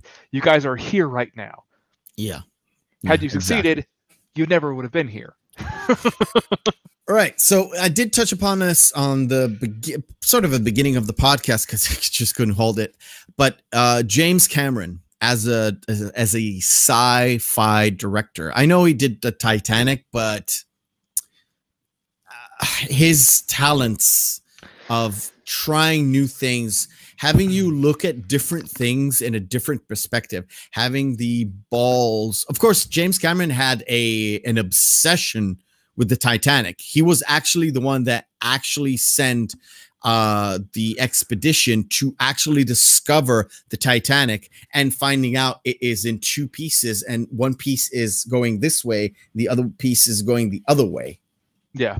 They kind of figured out what happened, and with testimonies and everything else, how it happened. And that kind of gave him the way to do it in the movie. And he always, well, at least until, I think for me, Avatar was his last really big push it moment. Did he do anything after Avatar? Well, because Biffer, Did he do Dark Fate? Because he was the producer on Dark Fate. He wasn't the director, right? I can check. He was the producer, and then he gave his rights. Well, he gave the I guess his blessing to redo everything with T2. Director Tim Miller. Oh my God. Oh no. Is it? Yeah, that's what I thought. Is it Deadpool Tim Miller? Oh yeah. Tim Miller, the Deadpool director, and he apologized for Dark Fate. He apologized for the way Dark Fate did it later on. Yeah, of course. And after he the hasn't movie came out, made a film since Avatar, which actually it was Robert Rodriguez who directed Alita: Battle Angel. Yes, which yes. It was okay for a current anime adaptation, a live action adaptation. It was one of the better ones. It's not saying much, but it was one of the better ones. I know why I haven't seen Alita. Yeah, I haven't seen Alita. It was okay. Yeah. It's after an anime. Yeah, Yukito Koshiro, 1990s series, Battle Angel Alita. Nice. Okay. No, Biffer, you're absolutely right. No, he promoted and he was the executive producer on both of Alita and Dark Fate. Like, yeah, he definitely stood behind him, but they came in. They came in both at the same year. Rotten Tomato gives Alita 61%, and Dark Fate, I think 70. Well, whatever. I would give Alita a way higher rating than Dark Fate because Dark Fate's awful. God, that movie's bad. Oh shit! Metacritic is 54 for Dark Fate, and for Alita, 53. So yeah. Yeah, both are like both not great. There, both not good. There, but I mean, to be fair though, I mean the most current sci-fi that has come out like in the last 10 years, the best ones have all been independent films. Really? Yeah, maybe. I mean, I wouldn't call Aeon Flux a good movie, but it got good ratings, and it bombed. Terrible. God, that's so bad. Another bad film based off of what? An MTV animated series, which was awesome. Which was actually based off of a short on one of the best series of all time, Liquid Television. Who else got their start there? I have no idea. Mike Judge. Oh, not Matt Groening. You mean Matt Groening? With Beavis and Butthead. The first Beavis and Butthead skits were actually on Liquid Television. Aeon Flux was so good. I mean, the original Aeon Flux, the animated Aeon Flux was so good. Oh yeah, it was so far above its time. Was it allowed to show breasts? Animated breasts? I'm not sure. No, it was on the line, and there was so much sadomasochistic, really deeply depraved sexual stuff that was inherent there. It was very, very cyberpunk, very good cyberpunk animated series. I could go on and on. I haven't seen Aeon Flux in a while. It's awesome. Yeah, it's really good. It's really, really good. Like, it's dark. It's very early 90s dark grunge. Yeah. It fits. Kind of fits. Because that was based off a comic series, and then later they did you know why I liked it so much? They did Oddities, which was I don't remember that one. Really good. Oddities was awesome. The Head. I know. All I remember is Aeon Flux was not allowed to play on European television until 11 p.m. at night. That makes a lot of sense. Or 11 or 10 p.m. at night, because Liquid Television was on MTV, and that didn't start airing until I think it was at midnight or 1 o'clock in the morning. Oh, when I was a kid. Even later. Yeah. I was gonna say, I liked Aeon Flux because it really reminded me of Cyberpunk. It really reminded me of Shadowrun. Oh man, Shadowrun! It really reminded me of Shadowrun, which is basically D&D in Cyberpunk form. Shadowrun's awesome. It's really good. Right. So James, I was going to say James Cameron pushed the boundaries, and you were going to say about Stan, whatever his name is, Stan Winston. Stan Winston. Stan Winston. Damn. Oh. The genius of practical effects, and we lost him. We lost him in 2008. Yeah. Rest in peace. And because he did some of the best practical effects in the entire industry, and I think really they lost. Yeah. Not only a giant, not only a savant, but also I think the medium itself of using practical effects when Stan Winston died, because with him it kind of went all the way to full utilization of CGI. I mean, Stan Winston, we talked about him when we talked about the Predator and how the Predator looks so good. It had the CGI again. A little bit of CGI, but it's very, very limited. But the practical effects of the monster and everything kind of works with it. I'm gonna read to you, like, I've pulled up a list of Stan Winston's accolades. Terminator 2. Yeah, Terminator 2. Terminator 3 actually worked on Terminator 3. Yep. He worked on a bunch of like horror movies that had practical effects. So stuff like Mermaid's Chronicles, Pumpkinhead, Michael Jackson's Ghost, which was like a movie that almost nobody saw. Yeah. Leviathan from 89. What else? Jurassic worked Park? On Avatar? Yeah, he worked on Avatar very briefly. Didn't he say he died in 2008? Yeah, he died in 2008. So he worked a little bit on Avatar, I guess, in pre-production. What else do we have here? Original Terminator as well. Yeah, a bunch of horror movies, basically. A lot of Hellraiser. The Saga, everything. Yeah. Who do you think invented Pinhead? It's Stan Winston. It's so good. And his face is, yeah. Man was a genius. It's just the list of accolades is just phenomenal.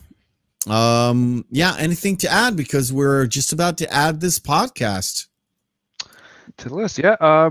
This one, I think this one's in the bucket. Besides that, I mean, if you haven't seen the film, go watch it. I mean, where have you been for the last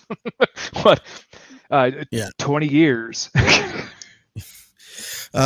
Basically, you mean 30 years. Like it came out. I got the date like 7 times. I looked at the date. I have to give children some credit, okay? What? What do you mean? I have to give children some credit. Give them 10 years to develop a taste. It came out July 1st, 1991. July 1st, 1991. It had the biggest, I think it still holds the record for the biggest Wednesday box office of all time. Wow, really? It says box office $520 million, which in today's money is about 4 times that, which is $2 billion. Yeah. Somewhere in that vicinity. But it's 30 years a month ago. But the reason why we did the podcast for this movie today is the fact that in about 4 minutes, it's going to turn August 29th, 2021. But in August 29th, 1997, it was I wasn't really going into the army, but I was 4 months away from going into the army for the first time. And the last time. But not that morbid, no. Not morbid though. But yeah, we kind of chose it kind of fit with the date, but it's awesome.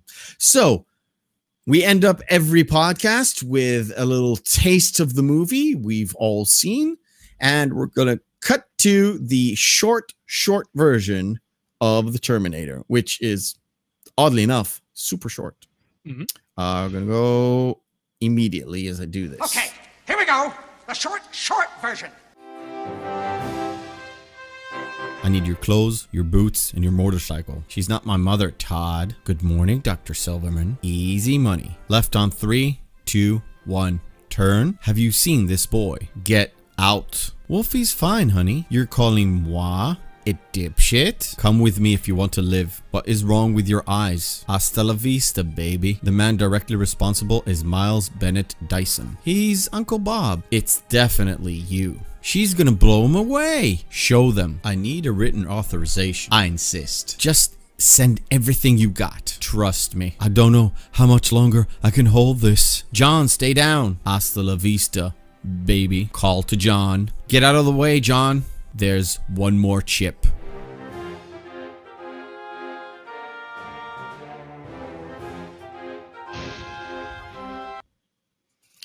All right. So next week. Oh God, I'm so excited for next week. Another movie from my top 5. If I'm pushed to like take all the Star Wars stuff and put it aside, I think Lebowski is number 2, where Terminator 2 is number 3. Number 1 is Shawshank. If I take Star Wars away from the equation, top 3 movies: Shawshank, Big Lebowski, and Terminator 2. Just because of how so many times I've seen it. So next week, Biffer, it's not Star Wars.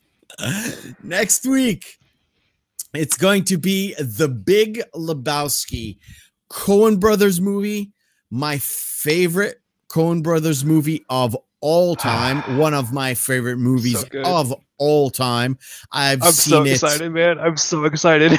To be fair, I've seen it in so many different forms. I've seen it on I've seen it on my phone.